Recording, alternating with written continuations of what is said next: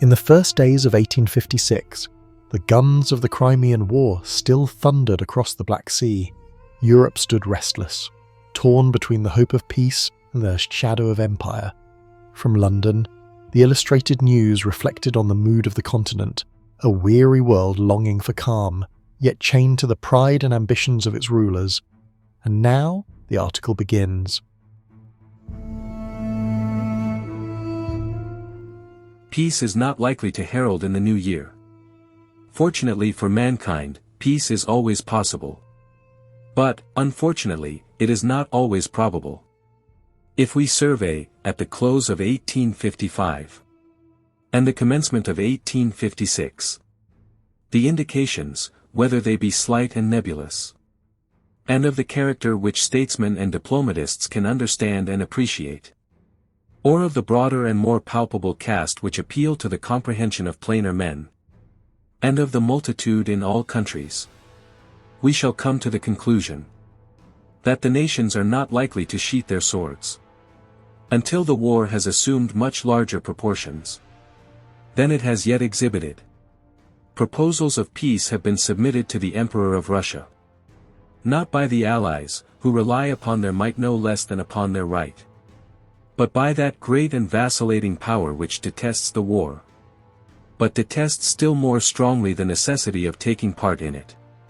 The public mind of Europe is made up as to the answer that is to be expected. Russia will not accept the terms offered.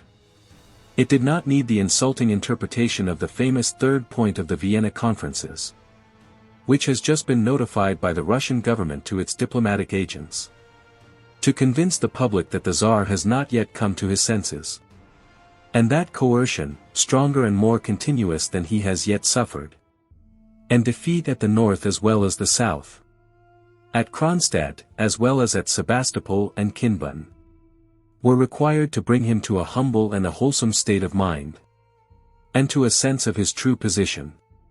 The Tsar, autocrat as he is, has probably as little, if not less, power to influence the decision of his country than a constitutional sovereign would, under similar circumstances, have in more fortunate countries. He is a tyrant, mighty to punish individuals, but too strong to warn from a foreign or public error the mass of those who rely upon their might no less than upon their right. The Russian nation is bound up with the pride of its autocrat, and he cannot move without moving the very frame of the empire. He is the chief, not of the state, but of a great machine.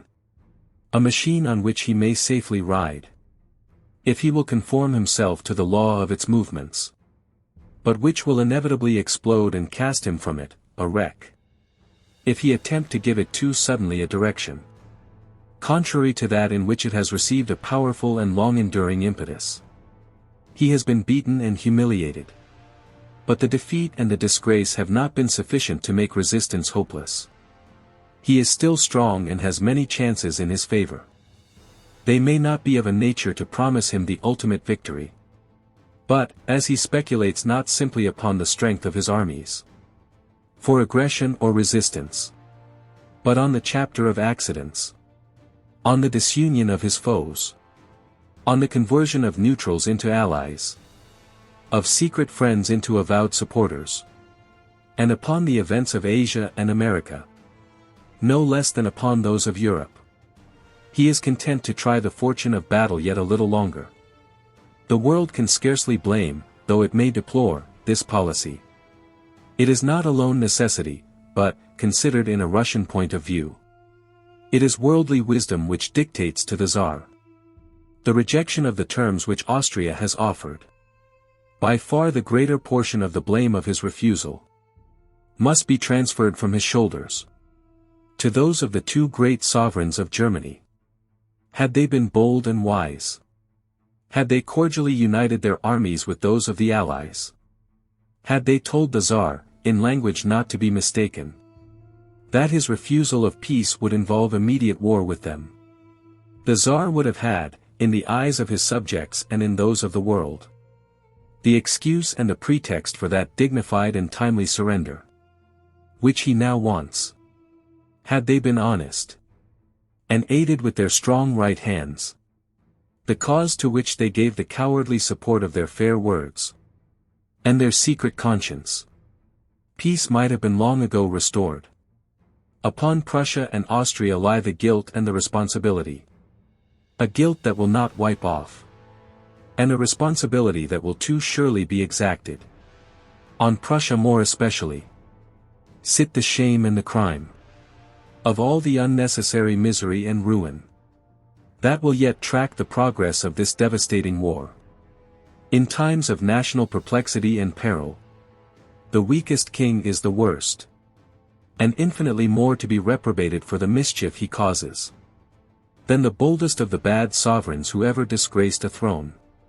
For this reason, the avenger of blood will haunt the poilus of Berlin and Potsdam. The sovereigns of Prussia and Austria both play at the game of chance, and are quite as much addicted to it as Russia. They would like Russia to conquer her opponents. They hate England for a variety of reasons, and they dread the Emperor Napoleon far more than they dread the Tsar. The supremacy of Great Britain and France is the supremacy of the popular element in Europe. And that supremacy is to them revolution, dismemberment, segregation, and perhaps dethronement. While the supremacy of the Tsar is the triumph of their system of government, and a renewed lease of dominion and splendor. Were England thundering at Kronstadt and besieging St. Petersburg, with the certainty of driving the Russian government into the safe impenetralia of Moscow, they might perhaps pluck up courage, jointly or severally, to notify to Russia that persistence in the war would array Germany on the winning side. It will be the duty and the policy of the Allies to drive them to this extremity. Their offers will then be met with the fatal cry of "too late," and they and their repentance, which will greatly edify, but not otherwise concern, the people of this country. From all these indications, and from every other that we can see or hear, war, deadly war, seems to be the prospect of Europe during the coming year. We wish it were otherwise. But, reliant on justice, free from the guilt of ambition and self-seeking, with the purest of causes and of motives, the great British nation will accept the struggle, with all its perils and responsibilities. Yet if the ruling classes amongst us do not accept it in the same spirit, if they do not awaken to the consciousness that it is no child's play in which the state is engaged, and that on our success or failure depend not simply our credit and our honor, but our rank among the nations, and our very existence as one of the leading powers of the world, there will be in this country, as well as in others, a heavy account to settle between the people and those who have thrust themselves into, or been allowed to assume, the offices of government. We must not only cease to play a merely secondary part in military affairs, but we must prove ourselves to be what we were. From the days of Blake to those of Nelson, the first and greatest naval power in the world, second to none in military prowess, superior to all in maritime daring and dominion. The nation must win laurels both in Asia and in the Baltic, or it will be roused to exact a heavy penalty from the incompetency, the obstinacy, or the treachery that shall impede or prevent its triumphs. It does not begrudge its blood or treasure in a cause that it knows to be just, and in a conflict that it feels to be inevitable.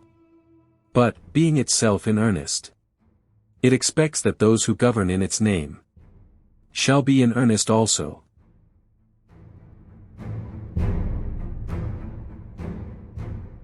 Thus wrote the Illustrated London News on January 5, 1856, as cannons thundered across Crimea and diplomats whispered in Vienna.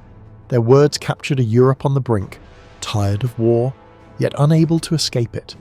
The promise of peace still distant. Another truth revealed, another voice from history, uncovered by the black folder.